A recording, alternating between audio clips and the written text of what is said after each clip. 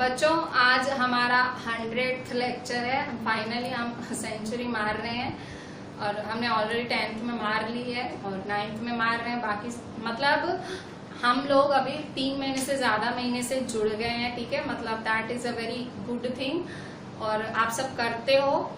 सो मैं सच कहूँ तो I am not looking at the 9th। मुझे मतलब क्योंकि जैसा चल रहा है एग्जाम्स का भी कुछ स्कूल वाले भी ले रहे हैं नहीं ले रहे हैं पता नहीं, पर मैं बस यही मान के चल रही हूँ मुझे 9th में आप लोगों को कंप्लीट एक एक चीज करानी है। मतलब मैंने जैसे पहले बच्चों को कराती थी, भले सब कुछ है, मेरे को सब एक एक अच्छे से आपको कराना है ताकि 10th में आप लोगों का बेस बने, ठीक है। क्योंकि 10th में कोई कोरोना नहीं होगा, 2021 में ये कोरोना चला ही जाएगा। सो जब आप 10वीं में आओ तो आप में से कोई वीक ना हो कि ऐसा लगे कि भाई मेरे को वीक बच्चा मिल गया, ठीक है। सो मैं मेरे लिए ही कर रही हूँ। आप भाई आपको शायद लगता होगा मैम मेहनत कर रही हैं, पर मैं मेरे लिए ही कर रही हूँ कि आप में से एटलीस्ट मतलब क्या 10th में एक कॉन्फिडेंस के साथ एंटर हो आप सारे। आपको ऐसा कॉन्फिडेंस हो ना, क्योंकि 9th में आपने सब कुछ अच्छे से पढ़ा हुआ हो, ठीक है। सो यही मेरा, हम इसी को ही एम बना के चल रहे हैं हर स्टैंडर्ड में कि हमको सब कुछ अच्छे से प्रोवाइड करना है हमारे बच्चों को, कि आगे वाले स्टैंडर्ड में हमको बच्चा वीक ना मिले, मतलब हमारी तरफ से एटलीस्ट कोई फॉल्ट ना हो। तो प्लीज आप अपनी तरफ से भी कभी फॉल्ट में मत रहना, बहुत सीरियसली करना, ठीक है। क्योंकि 9th ठीक है, मैं श्योर हूँ आप सब अच्छे से निकल जाओगे 9th में, क्योंकि ये कोरोना टाइम है। 10th में मुझे मेन चिंता है, ठीक है। और 9th क्या होता है, 10th का बेस होता है। सो बस मुझे वहां चिंता हो रही है, इसीलिए हम रेगुलर लेक्चर्स भेजते हैं, सारे इतनी क्लैरिटी रखते हैं। प्लीज आप लोग सीरियस रहिएगा, ठीक है। अच्छा अब देखें यहाँ पे हम लोग अभी स्टार्ट आपका ब्लूप्रिंट कर रहे हैं। सो ब्लूप्रिंट में आपका हम लोग डिस्कस कर रहे थे कल। सो कल हमने ब्लूप्रिंट डिस्कस किया था। आज हम पेज नंबर 77 का ब्लूप्रिंट डिस्कस करें। पेज नंबर 77 आपकी एनसीईआरटी टेक्स्ट बुक है, ठीक है। पेज नंबर 77 ये देखो इस तरह से है, ठीक है। सो ये आपकी एनसीईआरटी में पहला मैं आपको पढ़ रही हूँ ब्लूप्रिंट पेज नंबर 77, ठीक है। सो फर्स्ट वन है name the tissue responsible for movement in our body. कौन सा टिश्यू हमारी बॉडी में मूवमेंट के लिए रिस्पॉन्सिबल है? सो आंसर इज अच्छा मूवमेंट के लिए कौन सा टिश्यू रिस्पॉन्सिबल है? सो मैं आंसर लिख देती हूँ, मस्कुलर टिश्यू और नर्वस टिश्यू, ठीक है। हमारे शरीर में रिस्पॉन्सिबल 2 टिश्यूज की वजह से होता है। आंसर लिखें, first muscular tissue, second nervous tissue, ठीक है। मस्कुलर टिश्यू, नर्वस टिश्यू, ठीक है। Second, what does a neuron look like? Neuron कैसा दिखता है? Neuron look like, so answer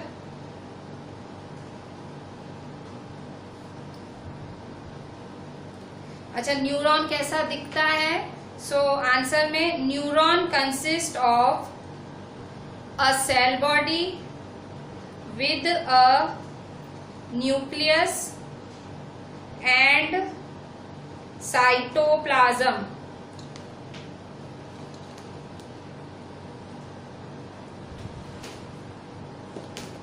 from which long thin hair like parts arise. Each neuron has a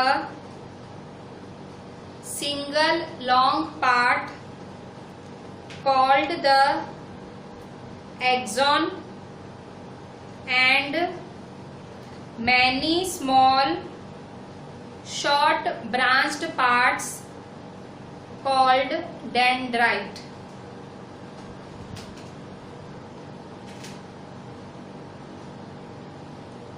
Next, an individual nerve cell is called neuron.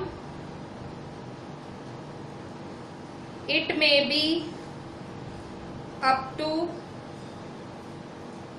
1 metre long, ठीक है। सो ये हमने neuron के बारे में पढ़ा, ठीक है। नेक्स्ट क्वेश्चन है give 3 features of cardiac muscles. Question 3 give 3 features, 3 features लिखो कार्डियक मसल्स के। So first feature, they are cylindrical. Second, they are branched and uninucleated. Third, they are involuntary muscles.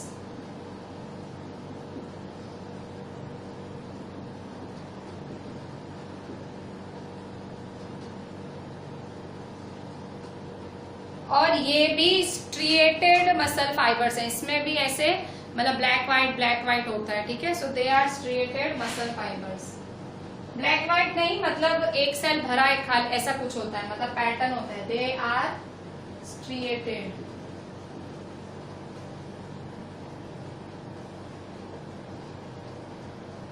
ठीक है। सो ये है आपका कार्डियक मसल्स का। Fourth है कि what are the functions of areolar tissue. Areolar tissue के क्या फंक्शंस हैं, ठीक है। सो एरियोलर टिश्यू क्या है, कनेक्टिव टिश्यूज है फाउंड इन एनिमल्स, ठीक है। So what are the functions of areolar tissue. Functions of areolar tissue,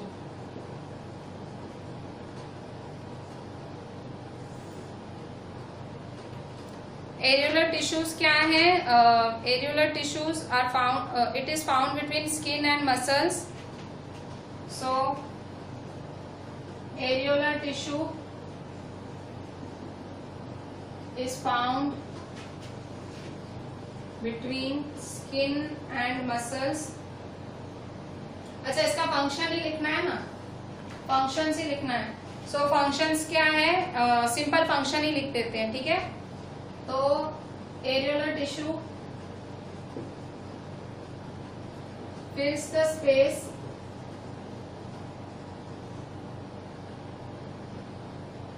inside the organs, support internal organs,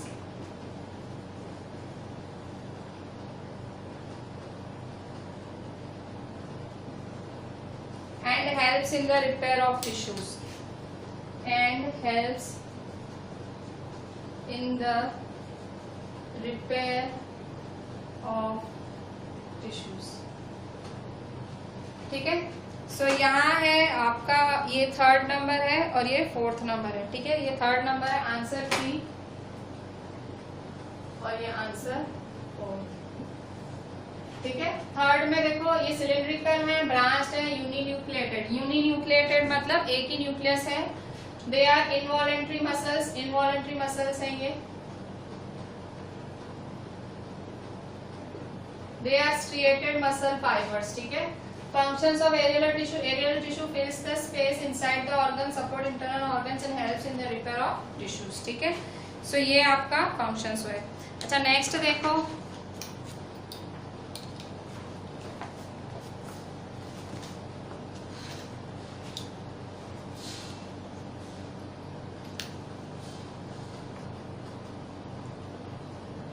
next हम एक्सरसाइजेस करते हैं पेज 78 पे। Question 1, define the term tissue. Tissue का तो definition हमने बहुत लिखा है, group of cells that are similar in structure and perform same functions. आगे आया है ये डेफिनेशन, ठीक है। सो वही वाला लिखते हैं ना, एनसीईआरटी एक्सरसाइज कर रहे हैं पेज 78 पे, ठीक है। सो फिर सेकंड है, how many types of elements together make up the xylem tissue, name them. कितने एलिमेंट्स जाइलम टिश्यू बनाते हैं। एलिमेंट्स का मतलब उसके कंपोनेंट्स, उसके पार्ट्स, कितने पार्ट्स जाइलम बनाते हैं, नेम देम। सो कितने बनाते हैं, 4 पार्ट्स, ठीक है। तो जाइलम हैज 4 कंपोनेंट्स या 4 elements. So answer 2 NCERT exercise, ठीक है। So answer 2, xylem has 4 parts, ठीक है। चारों पार्ट्स का नाम लिख दो। फर्स्ट है vessels, tracheids, xylem fibres, xylem parenchyma,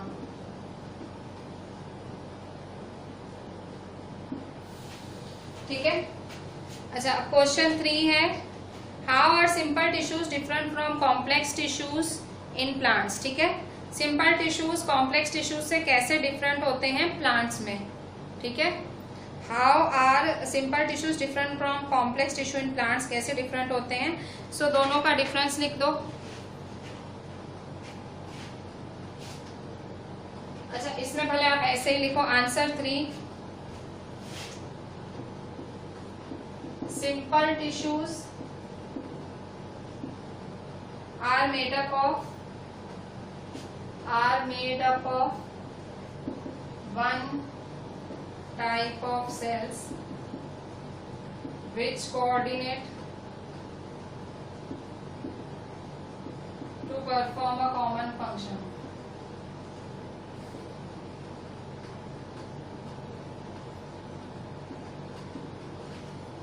complex tissues are made up of more than one type of cells.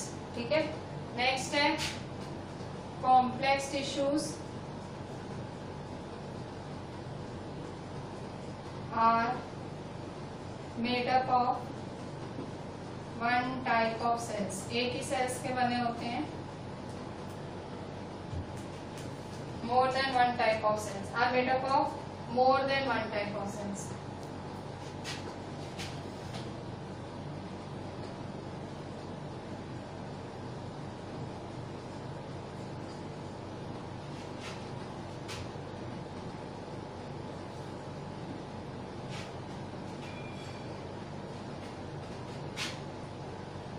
All these coordinate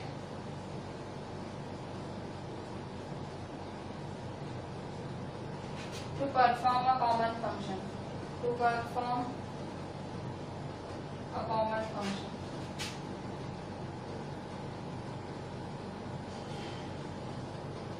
ठीक है, तो देखो यहाँ पे सिंपल टिश्यूज क्या है। Simple tissues are made up of one type of cells which coordinate to perform a common function. Simple tissues एक ही तरह के सेल्स के बने होते हैं और एक ही फंक्शन करते हैं। Complex tissues more than one type of cell, एक से ज्यादा सेल्स के बने होते हैं और ये भी कॉमन फंक्शन ही करते हैं। ठीक है, सो सिंगल होता है तो भी कॉमन फंक्शन करता है और कॉम्प्लेक्स होता है तो वो खाली वो वन टाइप ऑफ सेल का बना होता है, वो मोर टाइप ऑफ सेल्स का। ठीक है, complex tissues more than one type of cells और ये only one type of cells. इसके बाद है parenchyma, collenchyma, sclerenchyma on the basis of their cell wall. Question 4, differentiate between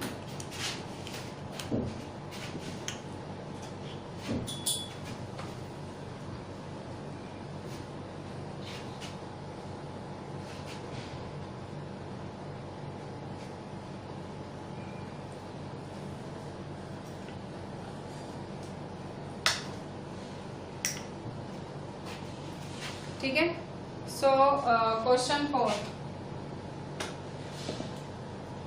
differentiate between parenchyma, collenchyma, sclerenchyma on the basis of their cell wall. Cell wall के हिसाब से difference लिखो। ठीक है, सो parenchyma cell wall के हिसाब से, ठीक है, सेल वॉल के हिसाब से डिफरेंस लिखना है। तो पैरेन्काइमा, कोलेनकाइमा, स्क्लेरेन्काइमा। पैरेन्काइमा में थिन सेल वॉल होती है, सेलुलोज की बनी हुई होती है। तो thin cell wall made up of cellulose.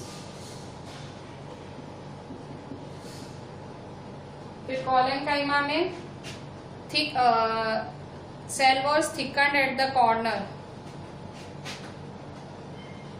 Cell walls thickened at the corner due to, corner में क्या होता है इनके कॉर्नर में, पैक्टिन।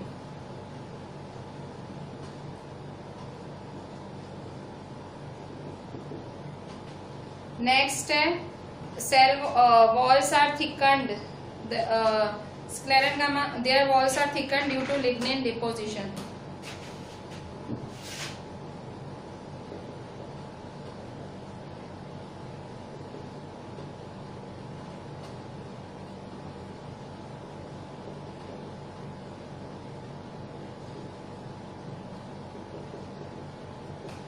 ठीक है।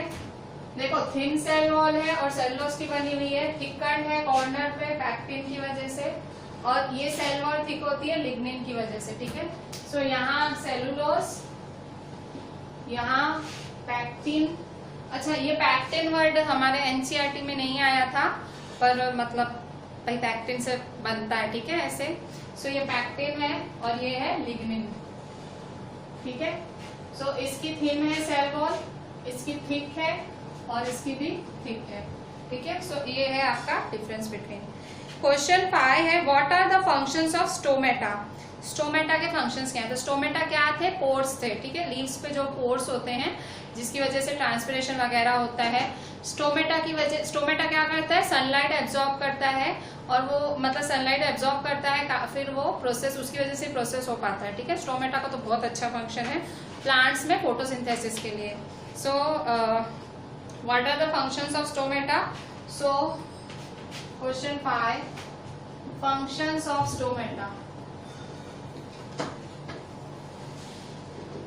क्या फंक्शन है स्टोमेटा का? Help in transpiration, they help in transpiration, help in exchange of gases,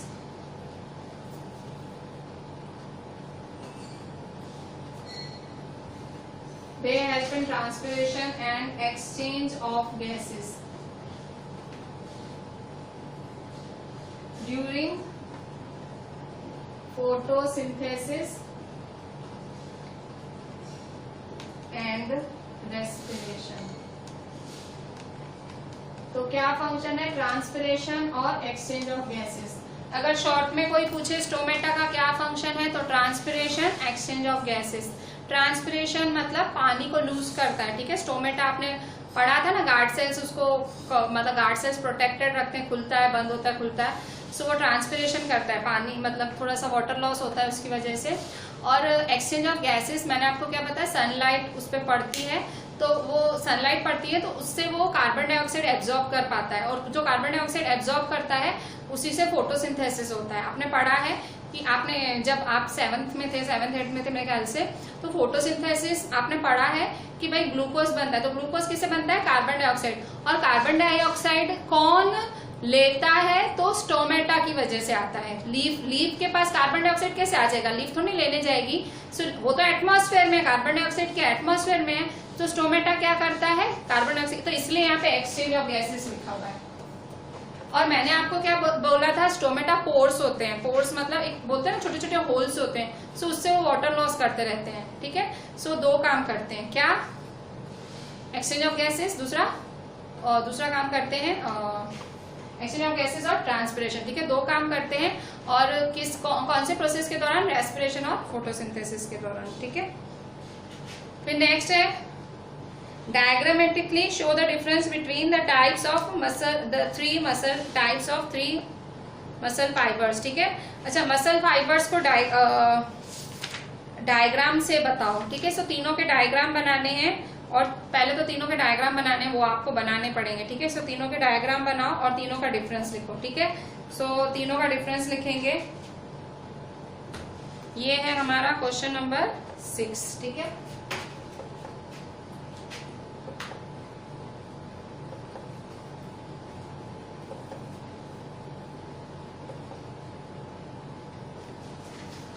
question 6,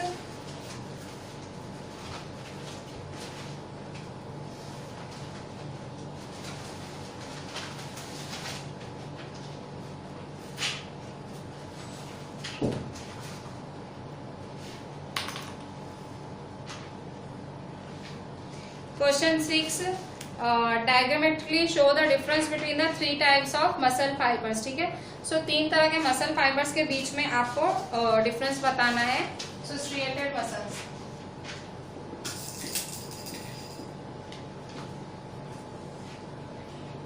smooth muscles,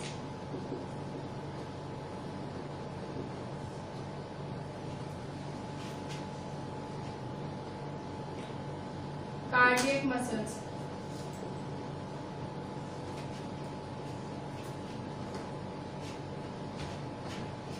first है they are connected to bones, ठीक है। सो पहला है they are connected to bones, इसका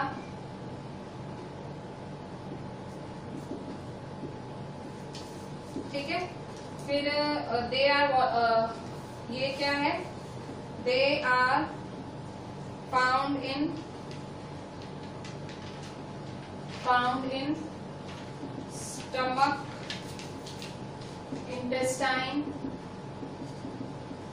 एंड लंग्स। और ये कहाँ पाया जाता है, they are found in heart.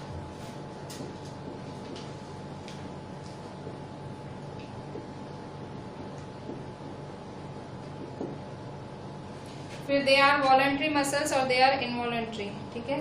So they are voluntary muscle,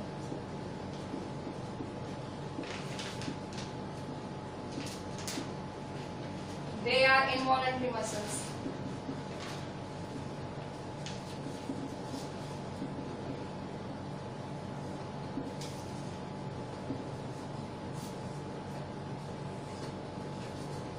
फिर they are involuntary, ये भी involuntary होते हैं।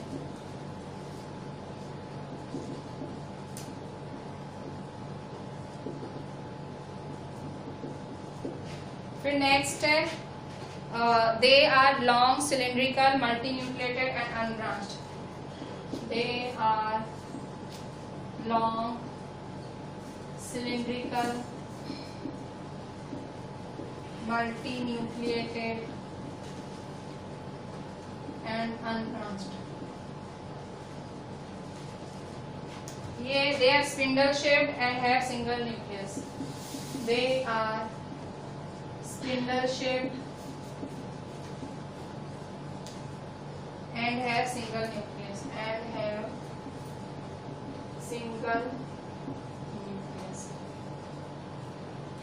They are branched and uninucleated. They are branched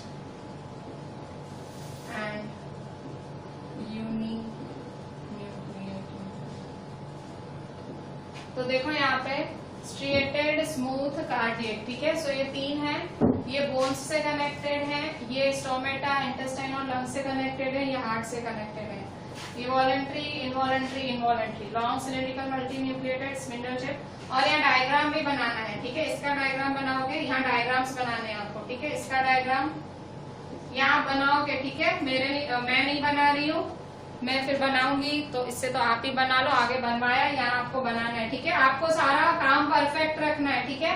आपको क्वेश्चंस भी लिखने हैं, आंसर्स, एक परफेक्ट नोट्स तैयार करने हैं।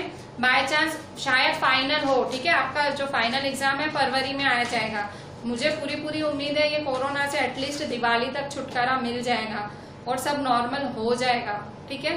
सो एटलीस्ट फरवरी में फाइनल तो दोगे ना स्कूल में बैठ के, ठीक है। सो ये नोट्स मैं इसीलिए तैयार करा रही हूँ, जब भी फाइनल एग्जाम सर पे है तो आप नोट्स तैयार कर पाओ, ठीक है। सो इसलिए मैं बोलती हूँ परफेक्ट क्वेश्चन आंसर सब कुछ परफेक्ट रखो, ठीक है। और अपने हाथ से लिखी हुई चीज होती है ना, तो वो क्या बाय हार्ट हो जाती है, क्योंकि आपने खुद ने किया है वो, ठीक है। सो आपको आप जब लर्न करते हो तो आप आइडेंटिफाई कर पाते हो, हाँ ये ऐसा था, मैम ने ऐसा बोला था, ऐसे। अच्छा नेक्स्ट देखो, draw a label diagram of neuron. मैं फिर से बोल रही हूँ, न्यूरॉन एक बहुत ही इंपॉर्टेंट टॉपिक है। न्यूरॉन का डायग्राम आता है एग्जाम में, ठीक है। सो सोच के चलो, अगर फरवरी में फाइनल दे रहे हो, जनवरी फरवरी जब भी फाइनल दे रहे हो 9th का, सो न्यूरॉन का डायग्राम तो मान के चलो, ठीक है। So draw a label diagram of neuron. Question ये क्या था, ये डिफरेंस बिटवीन था ना, ये क्वेश्चन 8 था। अच्छा मैं ये 8 करा दिया मैंने सीधा आपको, ये 8 है, ये 8 है। अच्छा मैंने आपको डायरेक्ट 8th करा दिया, बीच में मैंने क्या मिस कर दिया, मैंने नहीं 6th है, सॉरी 6th है, ठीक है। ये 6th नंबर है, टाइप्स ऑफ मसल फाइबर्स, ये 6th नंबर है, ठीक है। सो ये 3 टाइप्स ऑफ मसल्स है, स्ट्रेटेड, स्मूथ और कार्डियक। यहाँ डायग्राम बनाना है, ठीक है। अच्छा 7th है, what is the specific function of cardiac muscles. Cardiac muscles का फंक्शन क्या है, स्पेसिफिक मतलब कार्डियक मसल्स का मेन फंक्शन क्या है। सो आंसर है आपका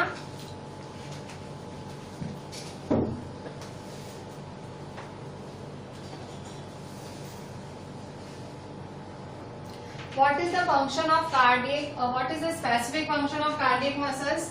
Cardiac muscles show rhythmically contraction and relaxation throughout the life. Cardiac muscles क्या होते हैं, मतलब हार्ट कॉन्ट्रैक्ट रिलैक्स करते रहते हैं, उसकी वजह से क्या करते हैं वो हार्ट को पंप करते हैं, हार्ट को मतलब पंपिंग में मदद करते हैं। ठीक है, ये देखो ये देखो इस तरह से कॉन्ट्रैक्ट रिलैक्स। सो हार्ट को पंपिंग मतलब ब्लड पंप करने में मदद करते हैं। It helps in pumping action of heart. ठीक है, सो ये रिदम बहुत जरूरी है। ठीक है, हम क्या बोलते हैं धक धक। ठीक है, कोई भी गाना धक धक, भाई दिल धक धक करता है, नहीं, दिल लब डब करता है, लब डब। जो हार्ट की आवाज होती है ना, साइंटिफिकली कोई साइंस की बुक में लब डब होता है, LUB DUB, लब डब आवाज करता है हार्ट, धक धक हार्ट आवाज नहीं करता। ठीक है, सो ये आपका क्वेश्चन 7 है। अच्छा, question 8, difference between striated unstriated cardiac muscles on the basis of their structure and location in the body। आपको striated unstriated और cardiac muscles को डिफरेंस करना है। तो देखो striated muscles तो आपने पढ़े हैं, और unstriated muscles मतलब वो स्मूथ मसल्स के बारे में बोल रहा है। तो जब भी आप ये डिफरेंस लिखो तो striated unstriated मतलब वो किसके बारे में बात कर रहा है, स्मूथ मसल्स। उसके बाद कार्डियक मसल्स तो कार्डियक मसल्स ही हुए। ठीक है, सो striated muscles, ठीक है, डिफरेंस बिटवीन है। फिर से मैं यहाँ लिख लेती हूँ, ये जगह ज्यादा लेगा।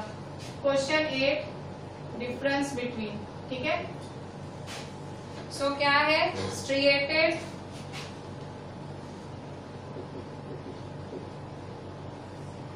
Unstriated cardiac. ठीक है, अच्छा, अनस्ट्रिएटेड का मतलब क्या हुआ, स्मूथ मसल्स, स्मूथ। क्या बोल रहा है, differentiate on the basis of there structure and location. Structure और लोकेशन के हिसाब से, तो स्ट्रक्चर और लोकेशन, भाई उसका स्ट्रक्चर कैसा है उसके हिसाब से, और लोकेशन क्या है। ठीक है, सो स्ट्रक्चर के हिसाब से, स्ट्रक्चर, ठीक है, सो स्ट्रक्चर क्या है, स्ट्रक्चर के हिसाब से ये लॉन्ग होता है, cells are long, cylindrical and unbranched। फिर अनस्ट्रिएटेड मतलब स्मूथ में cells are long with tapering end। अच्छा, टेपरिंग मतलब स्पिंडल शेप भी लिख सकते हो। ठीक है, स्पिंडल शेप एंड अनब्रांच लिख सकते हो। ठीक है, यहाँ पे स्पिंडल शेप लिख सकते हो एंड अनब्रांच्ड। ठीक है, फिर नेक्स्ट है, cells are cylindrical in shape and branch. Cells are cylindrical and branched।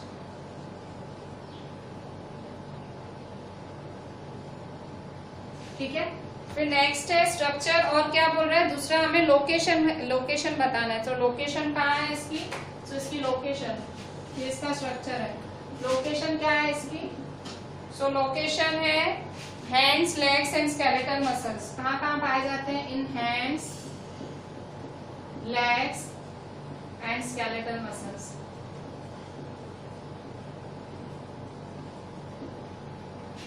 Next unstriated क्या है, the wall of stomach, intestine, ureter and bronchi. ठीक है, the wall of stomach, intestine, ureter and bronchi etcetera. Wall of stomach, intestine, ureter and bronchi. ठीक है, और ये कहाँ है, इन द हार्ट।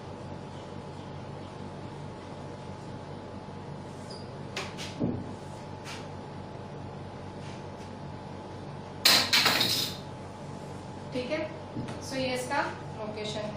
अच्छा नेक्स्ट है क्वेश्चन 9 है, आपको label diagram of neuron neuron, ठीक है। तो क्वेश्चन 9 में न्यूरॉन का डायग्राम बनाना है, बनाना जरूर, ये इंपॉर्टेंट है, ठीक है। Diagram of neuron text book में से बनाना, टेक्स्ट बुक में से बनाना, ठीक है। एक एक चीज परफेक्ट लिखनी है, मैं नहीं करा रही हूँ क्योंकि मैंने करा ही है अच्छे से, आपको फिर करनी है, ठीक है। आपको फिर से करनी है क्योंकि आपको चीजों को याद करना है, ठीक है। अच्छा क्वेश्चन 10 देखो, name the following, question 10 name the following.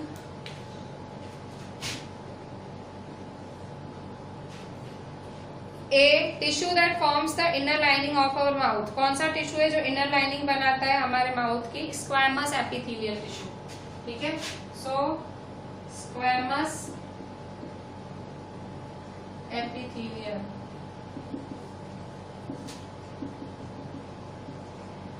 फिर बी है tissue that connect muscle to bones, muscle को बोन से कौन कनेक्ट करता है? टेंडन्स, टेंडन्स कनेक्ट करते हैं। C tissue that transport food, food को कौन ट्रांसपोर्ट करता है प्लांट्स में? Phloem.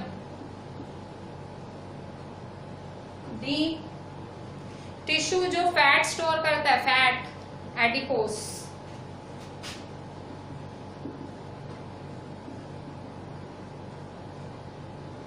E connective tissue with the fluid matrix, fluid, fluid कौन सा है? ब्लड है, ब्लड, ठीक है।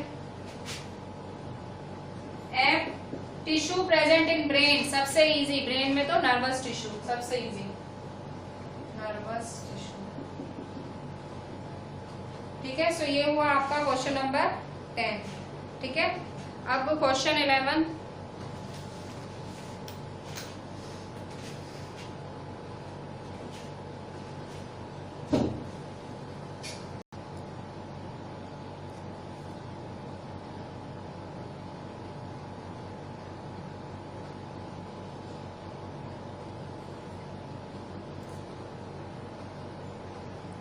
बच्चों क्वेश्चन 11 है, identify the type of tissue in the following, ठीक है। अब सबके नाम दिए हुए हैं, टिश्यू का टाइप इन सब में बताओ, ठीक है।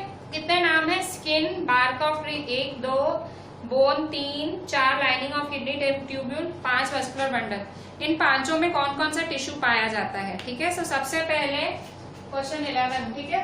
आंसर सबसे पहले स्किन, स्किन में कौन सा टिश्यू पाया जाता है? सो स्किन में स्क्वैमस एपिथेलियल, ठीक है, स्क्वैमस एपिथेलियल। फिर सेकंड है bark of tree, bark of tree में क्या पाया जाता है? बार्क ऑफ ट्री में कौन सा टिश्यू? प्रोटेक्टिव टिश्यू, कॉर्क नहीं बोलते थे हम, प्रोटेक्टिव टिश्यू, कॉर्क को पाया जाता है ना। थर्ड बोन, बोन में, बोन कौन सा टिश्यू है? Connective tissue.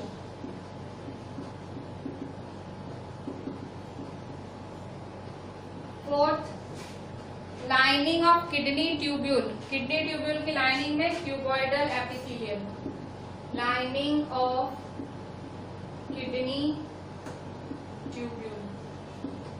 So lining of kidney tubule क्या है? एपिथेलियल टिश्यू, क्यूबॉइडल, ठीक है। सो cuboidal epithelial.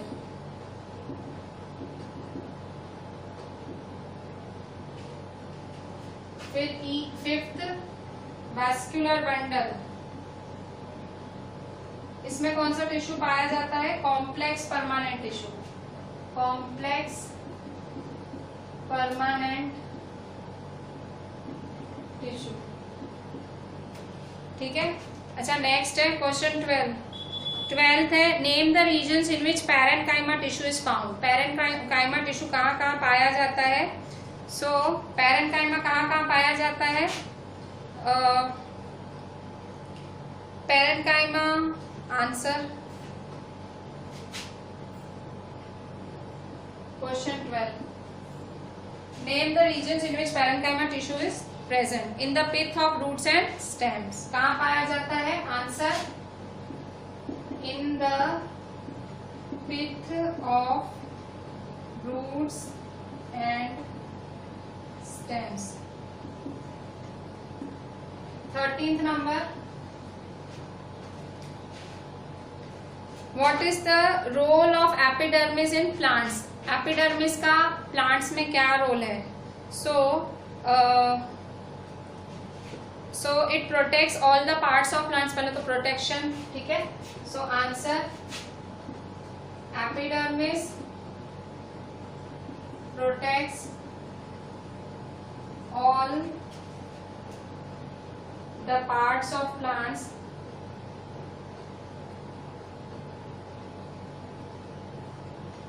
all the parts of plants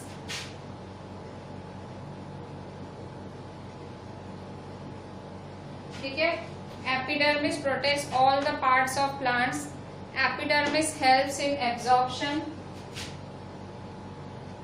epidermis helps in absorption.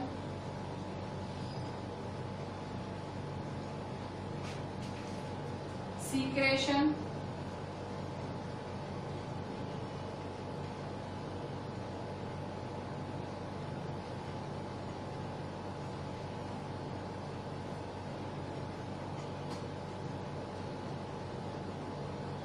Transpiration.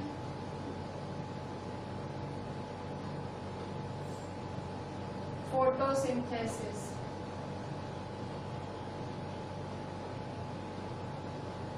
ठीक है. So epidermis protects all parts of plant. सारे प्लांट्स को protect करता है. एब्जॉर्प्शन, सीक्रेशन, ट्रांसपिरेशन और फोटोसिंथेसिस में मदद करता है. क्वेश्चन 14 है, how does the cork act as a protective tissue? Cork कैसे प्रोटेक्ट करता है? कैसे प्रोटेक्ट करता है? सो 14, कॉर्क आपको मैंने बताया था ना, कॉर्क क्या होता है? कॉर्क मतलब जो पुराने ओल्ड ट्रीज होते हैं उनकी छाल में डेड सेल्स होते हैं जो एकदम नजदीक नजदीक अरेंज होते हैं. थोड़े थोड़े से उसमें गैप्स होते हैं और मतलब इसकी वजह से, और इसमें एक सब्सटेंस होता है जिसको सुबेरिन कहते हैं. ठीक है. सो इसकी वजह से वॉल्स को प्रोटेक्टेड भी रखता है. ठीक है. सो आंसर,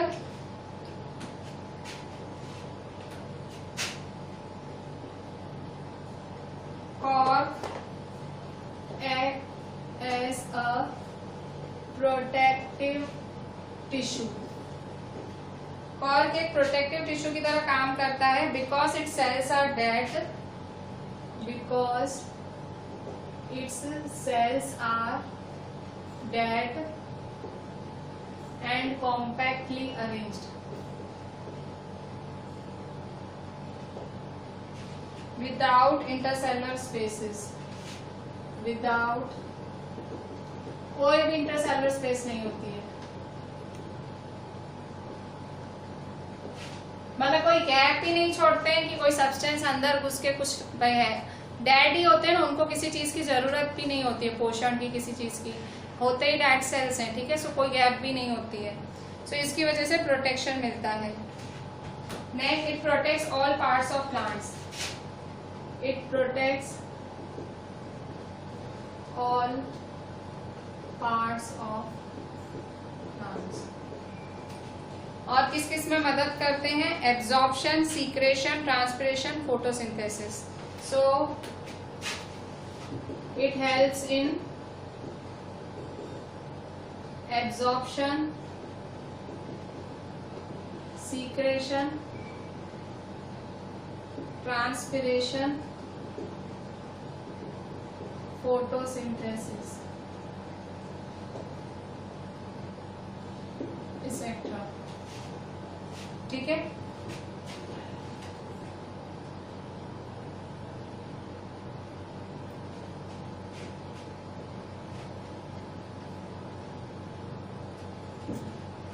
एक सेकेंड रुको, मैंने मिक्स कर दिया. विदाउट इंटरसेलुलर स्पेसेस, बस इतना ही है. ये एब्जॉर्प्शन, सीक्रेशन तो वो था. ये डेड होता है, ये तो नहीं कुछ करता है. Cork act as a protective tissue. Cork एक प्रोटेक्टिव टिश्यू की तरह एक्ट करता है क्योंकि इसके सेल्स डेड होते हैं. इसका एक ही काम है, प्रोटेक्ट करना. प्रोटेक्ट. ठीक है. सो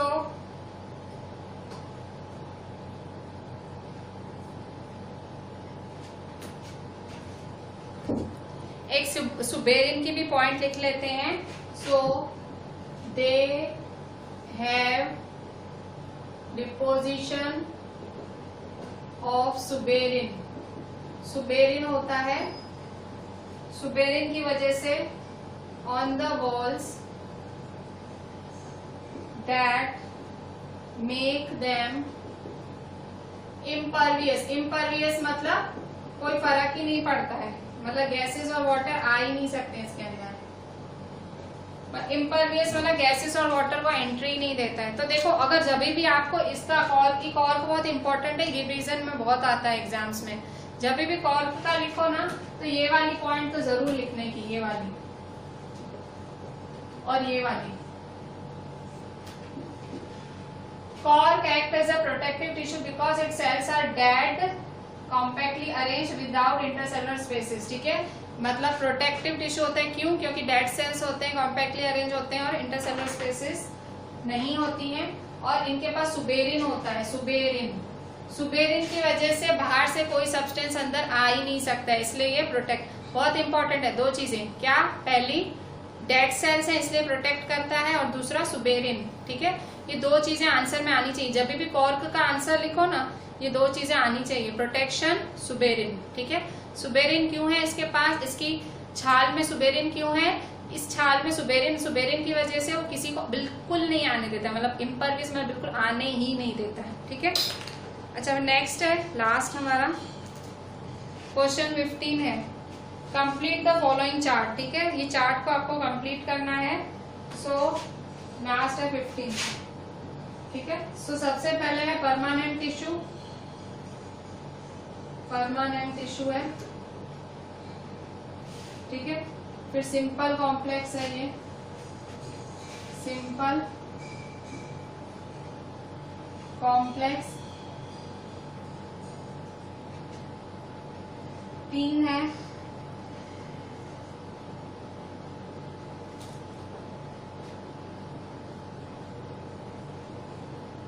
बीच में इसमें नाम लिखा हुआ है कॉलेनकाइमा।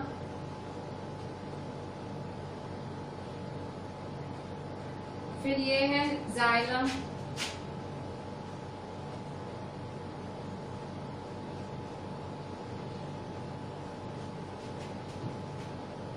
ठीक है। अच्छा अब इसका आंसर लिखना है। सो परमानेंट टिश्यू के दो टाइप्स होते हैं, simple permanent tissue, complex permanent tissue. और सिंपल परमानेंट टिश्यू के 3 होते हैं, पैरेन्काइमा,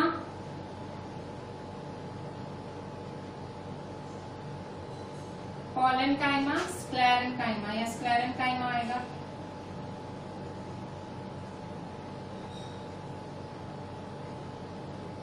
और जाइलम और फ्लोएम।